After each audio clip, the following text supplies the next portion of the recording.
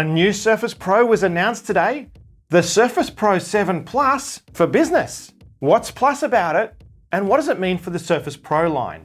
The Surface Pro 7 for business line is not new.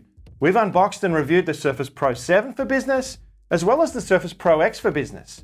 They come in a brown recycled cardboard box with minimal packaging. They have the serial number and details on the outside of the box.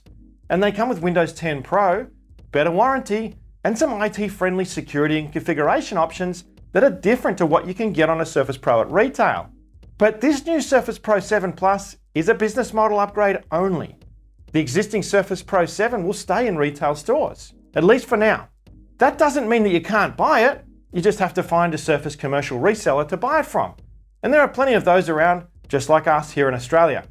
What's new in the box might not impress the average retail shopper though, but it sure has some big implications for Microsoft's business and government customers.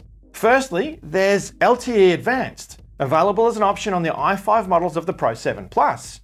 At last, we have an Intel-powered Surface Pro with LTE again. I loved the Surface Pro 2017 LTE. It was so handy to have an always-on connection on such a mobile work-anywhere device. Now granted, this is not a 5G device, but LTE Advanced is way faster than the average broadband connection, at least here in Australia. So it's plenty fast enough for video calls, streaming, and keeping your files in sync. For reference, the Surface Pro 7 Plus uses the Qualcomm Snapdragon X20 modem. That has a peak download speed of 1.2 megabits per second and 150 meg upload. So it's no slouch. Back in 2017, we used to travel a lot, and having that fast, always-on LTE connection was a huge mobility advantage. And hopefully within the life cycle of this device, we might get back to being mobile again. But even if we don't, it'll be a great backup for working from home. The Surface Pro 7 Plus LTE version comes with a physical SIM slot and an eSIM, which you can use to get online pretty much anywhere in the world. And since it has an eSIM, the Surface Pro can be automatically assigned a data plan by your IT department without them ever seeing or touching the device. It's worth noting that the SIM card slot on the Pro 7 LTE model replaces the micro SD card slot. It's unlikely to be a major problem for business customers, but you could always use a USB-A to micro SD adapter if you needed to get around it. And that leads me to the second feature that might not impress the average retail shopper, but has huge implications for Microsoft's business and government customers: a removable SSD.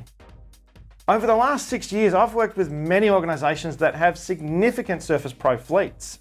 In the government sector, the Surface Pro could be problematic due to the fact that you couldn't open it up and remove components like the SSD. One very important Australian federal government agency that I worked with had to destroy every single faulty Surface Pro that they had because they couldn't send them off-site for repair. It was incredibly wasteful, and unfortunately they ended up having to use another device. But this simple little hatch could put the Surface Pro back in the hands of a customer like that, because the IT department can now make sure that sensitive data never leaves the building. Apart from that little hatch on the back, you'd be hard-pressed to notice the difference between the Surface Pro 7 and the Pro 7 Plus. The screen is the same size, as are the bezels. The touchscreen and digitizer have been compressed and upgraded though to save some space internally, leaving room for a slightly bigger 50 watt-hour battery. But the inclusion of the USB-A port seems to dictate that the overall chassis design remains the same. Maybe they'll finally let the USB-A port go on the Pro 8, who knows. The lack of chassis changes is good news for business customers though, since pens, keyboards and docks will remain compatible and interchangeable with the Pro 7 and earlier models going all the way back to the Pro 4.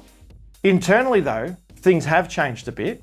The motherboard has been flipped over to accommodate that removable SSD, and there is a new and improved thermal cooling system. There's also 11th generation Intel Core processors. There are i3, i5 and i7 options. The i7 model can now come with 32 gig of RAM, up from 16. Microsoft are claiming double the performance with these new chips and significantly better battery life. The previous model tended to struggle a little bit under the load of back-to-back Teams calls with screen sharing and things like that, so much of what we do these days, thanks to that inefficient Electron app framework that sits underneath Teams.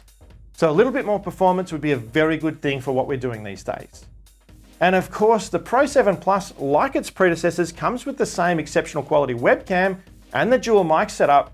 So if performance on a video call can match that of the ARM-powered Pro X, we'll all be very happy. Also, like its predecessors, the Pro 7 Plus will charge in around 2 hours flat, and it will charge to 80% in under 1 hour. It can also be charged with industry standard PD charging over USB-C, which is super handy. So that's the new Surface Pro 7 Plus for business. Not the Surface Pro 8 that enthusiasts and people like me might have hoped for, but that's certain to be on the way sometime this year. But Microsoft became one of the most successful companies in the world playing in the enterprise. And this Pro 7 Plus makes a lot of sense right there. If you'd like to learn more about the Surface Pro 7 Plus or any other Surface model, make sure that you hit subscribe and hit that bell so that you get notified when we upload our weekly videos.